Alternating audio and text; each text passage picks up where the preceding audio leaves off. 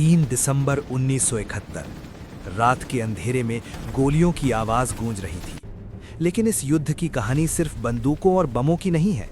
ये कहानी है एक ऐसे गुप्त मिशन की जिसने इतिहास की दिशा बदल दी, जिसने एक नए देश बांग्लादेश को जन्म दिया।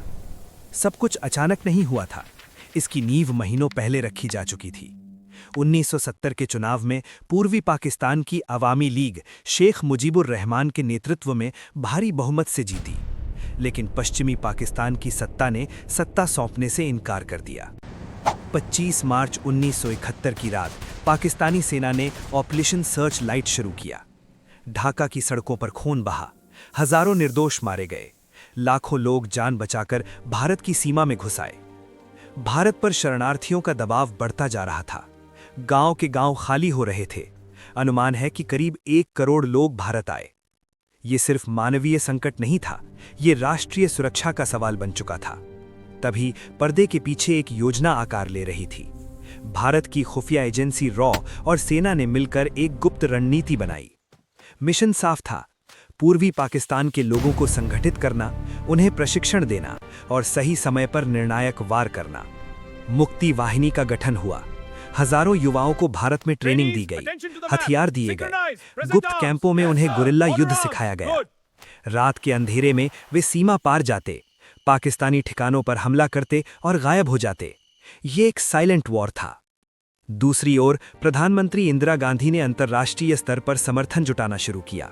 उन्होंने दुनिया के बड़े देशों से मुलाकात की, लेकिन अमेरिका और चीन पाकिस्तान के साथ खड़े दिखे।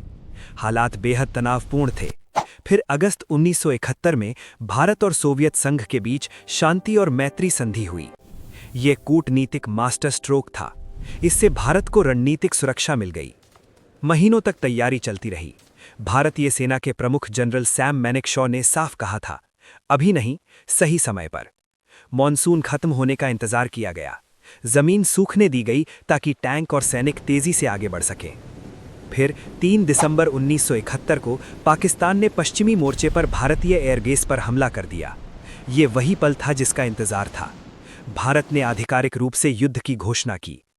पूर्वी मोर्चे पर भारतीय सेना ने बिजली की गति से हमला किया। लेफ्टिनेंट जनरल जगजीत सिंह अरोड़ा के नेतृत्व में 3 दिशाओं से घेरा डाला गया। एयरफोर्स ने आसमान से दबाव बनाया। नौसेना ने समुद्री रास्ते बंद कर दिए। पाकिस्तानी सेना पूर्वी पाकिस्तान में अलग थलग हो चुकी थी। ढाका अब ज्यादा दूर नहीं था। हर दिन के साथ पाकिस्तानी सेना कमजोर होती जा रही थी।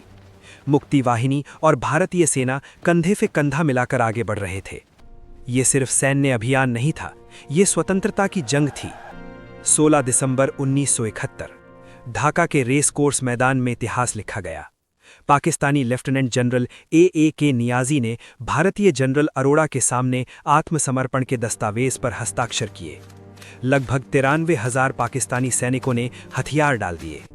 ये द्वितीय विश्व युद्ध के बाद का सबसे बड़ा सैन्य आत्मसमर्पण था, और उसी पल बांग्लादेश एक स्वतंत्र राष्ट्र बन गया। ये जीत सिर्फ 13 दिनों की नहीं थी, ये महीनों की गुप्त तैयारी, रणनीति और साहस का परिणाम था।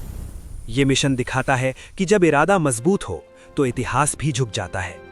1971 का वो मिशन हमें याद दिलाता है, कुछ युद्ध मैदान में जीते जाते हैं और कुछ दिमाग और धैर्य से।